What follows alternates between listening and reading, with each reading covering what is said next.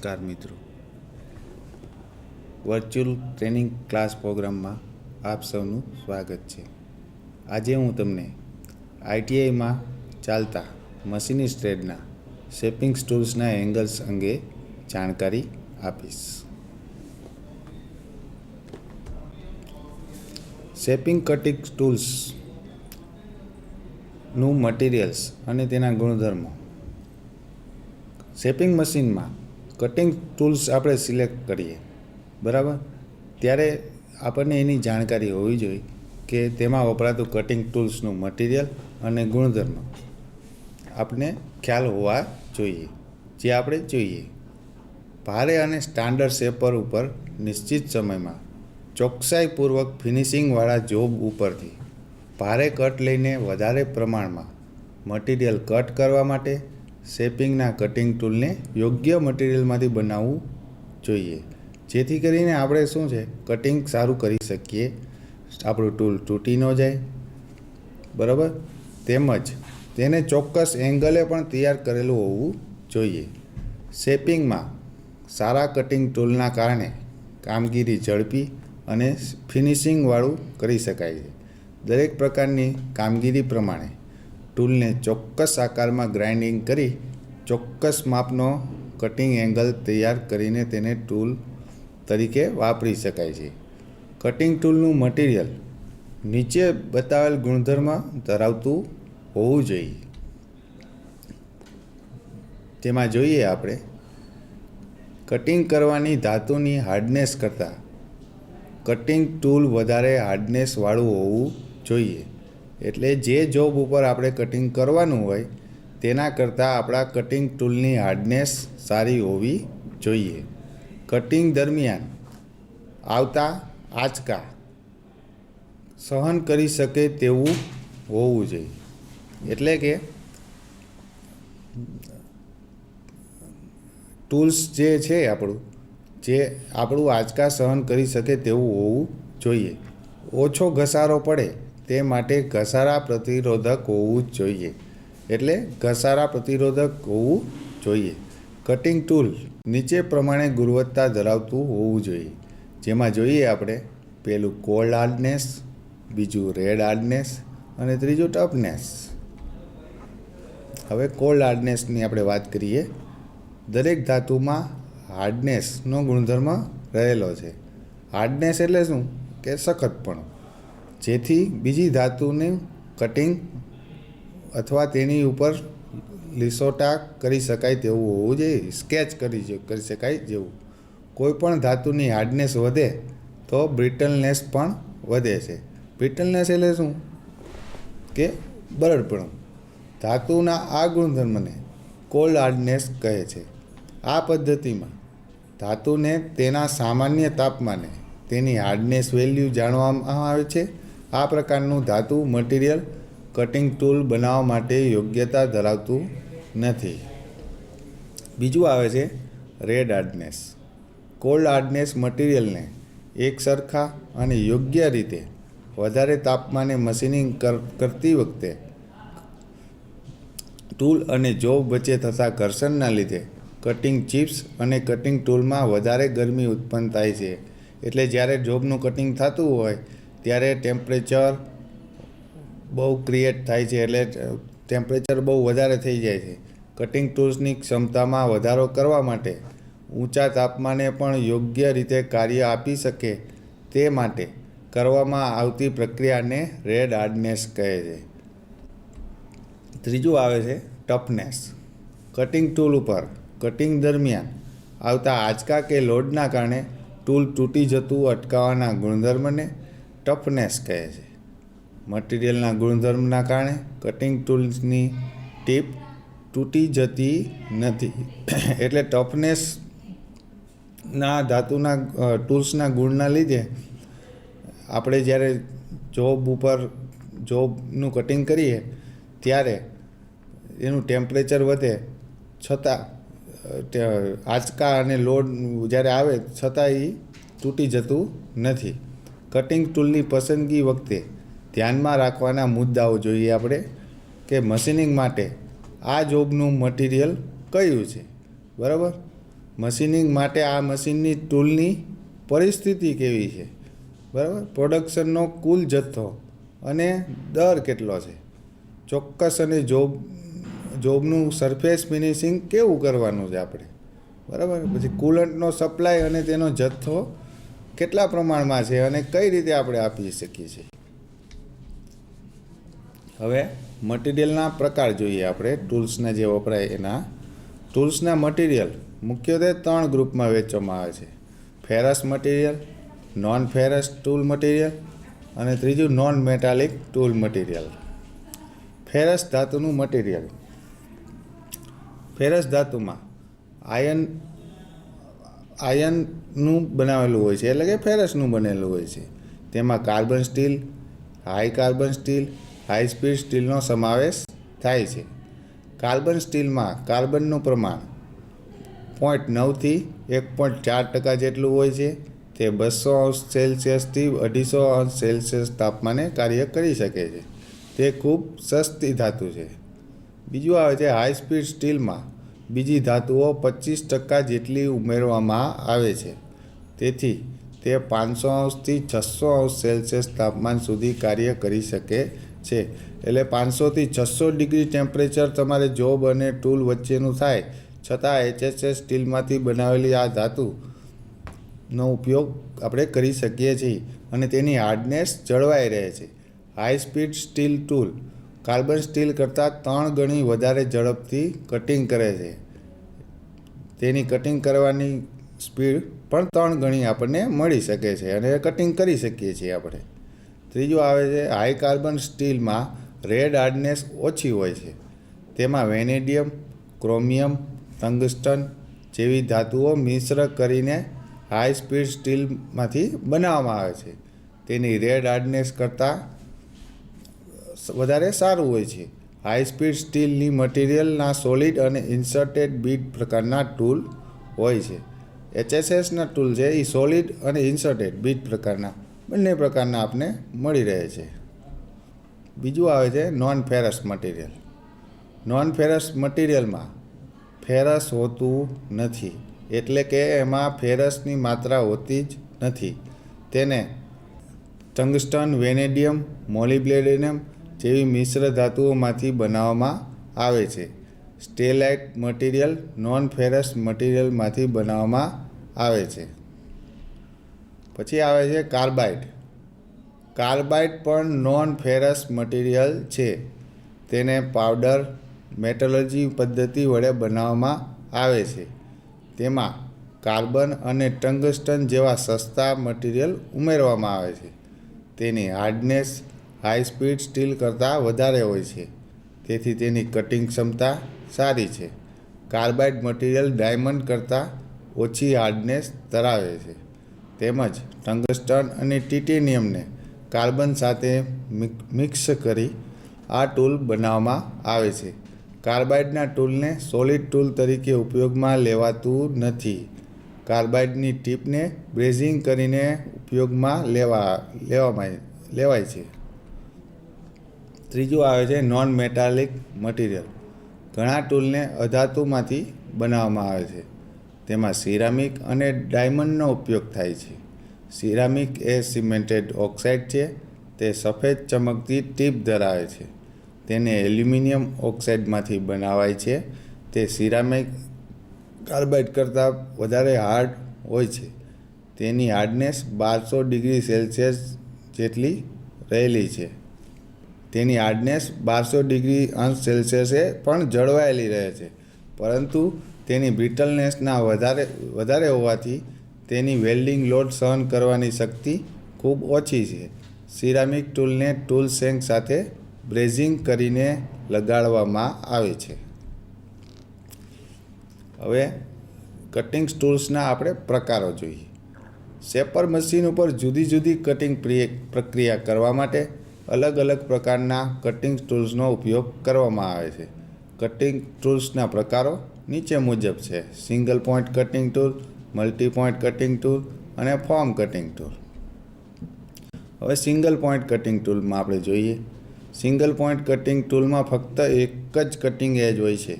સામાન્ય રીતે તમામ શેપર મશીનમાં સિંગલ પોઈન્ટ કટિંગ ટૂલ ઉપયોગમાં લેવામાં આવે છે. સિંગલ પોઈન્ટ કટિંગ ટૂલના પ્રકારો જે આપણે નીચે મુજબ ડ્રોઈંગમાં જોઈએ. એમાં પહેલું આવે છે સાઇડ કટિંગ ટૂલ. બરાબર, એમાં આપણે જોઈએ કે જે ક્લિયરન્સનો એંગલ છે એ 60 ડિગ્રી જેટલો છે. બરાબર. બીજું આવે છે એન્ડ કટિંગ ટૂલ. હવે સાઇડ કટિંગ ટૂલમાં આપણે જોઈએ, સાઇડ કટિંગ ટૂલની એજ ટૂલની સાઈડમાં બનાવેલી હોય છે, એટલે કે ટૂલની સાઈડમાં હોય છે. શેપર મશીન ઉપર બધા જ કટિંગ ટૂલ વધારે પ્રમાણમાં ઉપયોગમાં થાય છે. તે રાઇટ હેન્ડ અને લેફ્ટ હેન્ડ બંને પ્રકારના હોય છે. લેફ્ટ હેન્ડ કટિંગને ટૂલને શેપર મશીન ઉપર જમણી તરફથી ડાબી તરફ લઈ જતા તે કટિંગ કરે છે. લેફ્ટ હેન્ડ કટિંગ ટૂલને ડાબી બાજુએથી કટિંગ એજ બનાવેલી હોય છે, જ્યારે રાઇટ હેન્ડ કટિંગ ટૂલથી કટિંગ એજ જમણી બાજુ હોય છે.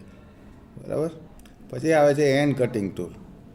એન્ડ કટિંગ ટૂલમાં આગળનો કટિંગ એજ વાળો ભાગ પહોળો હોય છે, જ્યારે પાછળનો ભાગ સાંકડો હોય છે. તેથી કટિંગ ક્રિયા દરમિયાન આ જોબને ટૂલનો પાછળનો ભાગ અડતો નથી. આ ટૂલની જોબના પાર્ટ બનાવી શકાય છે, તેથી તે પાર્ટિંગ ટૂલના નામે પણ ઓળખાય છે. હવે સિંગલ પોઈન્ટ શેપર કટિંગ ટૂલ્સના પ્રકારો જોઈએ આપણે. સિંગલ પોઈન્ટ શેપર કટિંગ ટૂલના પ્રકારો નીચે મુજબ છે. એમાં આવે છે સોલિડ ટૂલ, બીજું આવે છે ટીપ ટૂલ, ત્રીજું ઇન્સર્ટેડ બીટ હોલ્ડર સાથેનું ટૂલ અને ચોથું આવે છે થ્રો અવે ટૂલ. પહેલું આવે છે solid tool. Solid tool high speed સ્ટીલમાંથી બનાવેલું હોય છે. તેનો ક્રોસ સેક્શન ચોરસ, લંબચોરસ કે ગોળ હોઈ શકે છે. તેની કટિંગ એજ ગ્રાઇન્ડિંગ કરીને બનાવવામાં આવે છે. સોલિડ ટૂલનો ઉપયોગ વધારે પ્રમાણમાં કરવામાં આવે છે. તેને બીજું આવે છે ઇન્સર્ટેડ બીટ હોલ્ડર સાથેનું ટૂલ. સામાન્ય રીતે હાઈ સ્પીડ સ્ટીલના ટૂલનો ઉપયોગ કરવામાં આવે છે. તે કિંમતમાં મોંઘા હોય છે, તેથી સોલિડ બીટના રૂપે તેનો ઉપયોગ ન કરતા ઇન્સર્ટેડ બીટના સ્વરૂપે તેને વાપરવામાં આવે છે. સામાન્ય રીતે તે 5 થી 15 mmના ચોરસ અને 75 થી 150 mmની લંબાઈ ધરાવે છે. તેને ટૂલ હોલ્ડરમાં ફક્ત એક જ બોલ્ટ વડે ટૂલ બીટ ઉપર પકડવામાં આવતું હોવાથી તે કટિંગ ઓપરેશન દરમિયાન આવતા આંચકા શોષી શકતું નથી. ત્રીજો આવે છે ટીપ ટૂલ અને બ્રેઝિંગ કરેલ ટૂલ. આ ટૂલ બે જુદી જુદી ધાતુમાંથી બ્રેઝિંગ કરીને બનાવવામાં આવે છે. આ કટિંગ ટૂલનો કટિંગ કરતા ભાગ હાર્ડ મટીરિયલમાંથી બનાવેલો હોય છે. એ ટંગસ્ટન, કાર્બાઇડ જેવા સખત મટીરિયલમાંથી બનાવેલો હોય છે. તે ચોરસ, લંબચોરસ, ત્રિકોણાકાર ધરાવતી ટીપ હોય છે. તેને ટૂલની શેંકના આગળના ભાગે બ્રેઝિંગ કરીને જોડવામાં આવે છે. આ ટૂલ સોલિડ ટૂલ કરતાં કિંમતમાં સસ્તું હોય છે અને ઇન્સર્ટેડ બીટ કરતાં વધારે સારી રીતે ટૂલ પોસ્ટમાં પકડાવી શકાય છે. આ કટિંગ ક્રિયા દરમિયાન આવતા આંચકા શોષી શકે છે. પછી આવે છે થ્રો અવે ટૂલ. કાર્બાઇડ ટીપ બ્રેઝિંગ કરેલ ટૂલ જ્યારે બ્લન્ટ થઈ જાય ત્યારે ગ્રાઇન્ડિંગ કરવું જરૂરી છે. તેમાં સમયનો બગાડ થાય છે અને તે ખર્ચાળ છે. આથી આ પ્રકારના ટૂલ જથ્થાબંધ ઉત્પાદન માટેની જગ્યાએ થ્રો અવે ટૂલ તરીકે વપરાય છે. આ માટે સ્પેશિયલ ટૂલ હોલ્ડરનો ઉપયોગ કરવામાં આવે છે. આ સ્પેશિયલ ટૂલ હોલ્ડરની મશીનિંગ કરીને તૈયાર શીટમાં ચોરસ, લંબચોરસ, ત્રિકોણાકાર બીટને ક્લેમ્પિંગ કરીને બેસાડવામાં આવે છે. કટિંગ ટૂલનો રેક અને ક્લિયરન્સ એંગલ મળી રહે તે પ્રમાણે હોલ્ડરની શીટને મશીનિંગ કરીને તૈયાર કરેલી હોય છે. હવે સિંગલ પોઈન્ટ કટિંગ ટૂલ્સના આપણે ભાગ જોઈએ તો તેમાં આવે છે બોડી અથવા shank, face, point, flank, base, heel. જેની આપણે હવે વિગતવાર માહિતી લઈએ. બોડી અથવા શેંક. બોડી એ સોલિડ ટૂલનો મુખ્ય ભાગ છે. તેના એક છેડા ઉપર કટિંગ પોઈન્ટ બનાવવામાં આવે છે. બોડીનો આકાર લંબચોરસ હોય છે. ટૂલનો શેંકવાળા ભાગને ટૂલ હોલ્ડરમાં લગાવવામાં આવે છે. પછી આવે છે ફેસ. ટૂલના પોઈન્ટ અને શેંક વચ્ચેની કટિંગ ટૂલની સપાટીને ફેસ કહે છે. જોબ ઉપરની કટિંગ ક્રિયા વખતે ચીપ ટૂલની આ સપાટી ઉપર આગળ આવે છે. પોઈન્ટ આ ટૂલનું ફેસ અને શેંક જ્યાં મળે છે ત્યાં બનતા વેજ જેવા ભાગને પોઈન્ટ કહે છે. તે ટૂલની કટિંગ એજ છે. રાઉન્ડ નોઝ ટૂલમાં પોઈન્ટનો ભાગ નોઝ તરીકે ઓળખાય છે. પછી આવે છે ફ્લેંક. ટૂલનો આ ભાગ જોબની સપાટીના સંપર્કમાં રહે છે તેને ફ્લેંક કહે છે. જ્યારે ટૂલ આડી સ્થિતિમાં હોય ત્યારે કટિંગ એજની નીચેના અને તેની પાસેનો ભાગ હોય છે. પછી આવે છે બેઝ. ટૂલ હોલ્ડર અથવા ટૂલ પોસ્ટ સાથેની ટૂલની બેરિંગ સપાટીને બેઝ કહે છે. પછી આવે છે હીલ. ટૂલની નીચેનો વળાંકવાળો ભાગ કે જ્યાં બેઝ અને ફ્લેંક મળે છે તેને હીલ કહે છે. પછી આવે છે cutting tool angle. Turning operation દરમિયાન શેપર મશીનમાં કટિંગ ટૂલ જોબની અંદર દબાણપૂર્વક ઘસાઈને ધાતુનું કટિંગ કરે છે. એટલે કે જ્યારે કટિંગ થતું હોય ત્યારે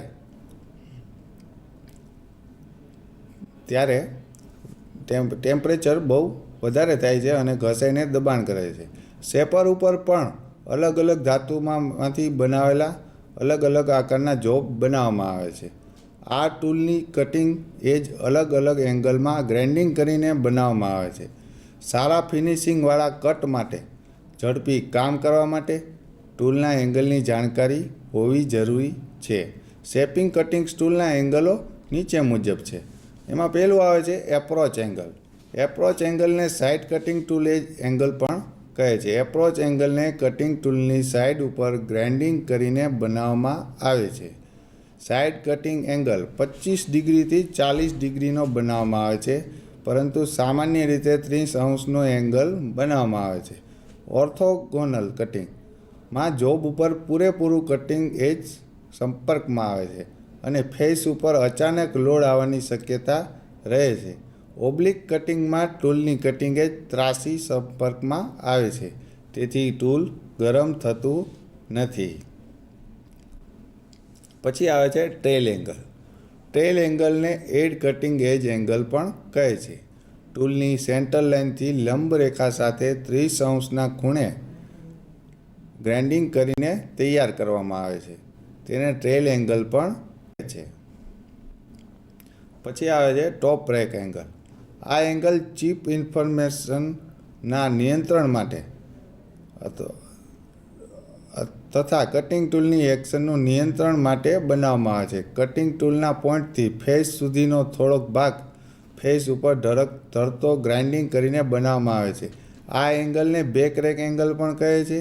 જો પોઈન્ટથી ફેસ તરફ નીચે તરફ ધરતો એંગલ હોય તો તેને પોઝિટિવ રેક એંગલ, અને જો પોઈન્ટથી ફેસ ઉપર જતા ધરતો એંગલ હોય તો તેને ઉપર તરફનો એંગલ હોય તો તેને નેગેટિવ રેક એંગલ પણ કહે છે.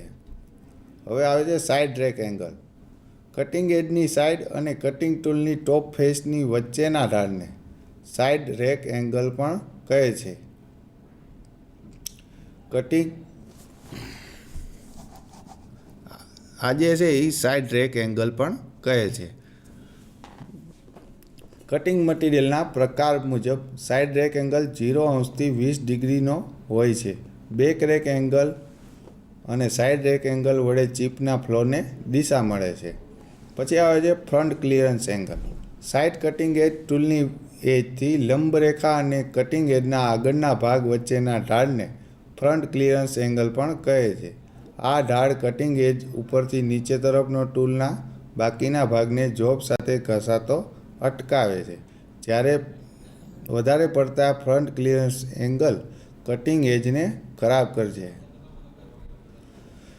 પછી આવે છે સાઇડ ક્લિયરન્સ એંગલ. ટૂલની ધરીને લંબ રેખા અને ટૂલની સાઇડ કટિંગ એજ વચ્ચે બનતા ખૂણાને સાઇડ ક્લિયરન્સ એંગલ પણ કહે છે. આ એંગલના લીધે જોબ સાથે ઘસારો ઓછો કરે છે. ફીડના દરને વધારાની સાથે આ એંગલમાં વધારો થાય છે. પછી આવે છે side relief angle. Side relief angle parting અને અંડરકટ ટૂલમાં બંને બાજુએ ગ્રાઇન્ડિંગ કરીને બનાવવામાં આવે છે. તેથી આગળની કટિંગ એજની પહોળાઈ કરતાં પાછળની કટિંગ એજની પહોળાઈ ઓછી હોય છે. તેથી ટૂલની સાઇડ અને જોબ વચ્ચે થોડોક ક્લિયરન્સ મળે છે. આથી ટૂલ જોબમાં ફસાઈને તૂટી જતું નથી. સાઇડ રિલીફ એંગલ શક્ય હોય તેટલો ઓછો રાખવામાં આવે છે, જે સામાન્ય રીતે 2 અંશ જેટલો રાખવામાં આવે છે.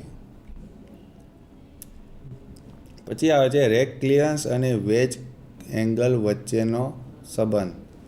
રેક એંગલ ને આલ્ફા તરીકે, ક્લિયરન્સ એંગલને ગેમા તરીકે તેમજ વેજ એંગલને બીટા તરીકે ઓળખવામાં આવે છે. આ ત્રણેય એંગલો મળીને કટિંગની કાર્યક્ષમતા વચ્ચે સંબંધ ધરાવે છે.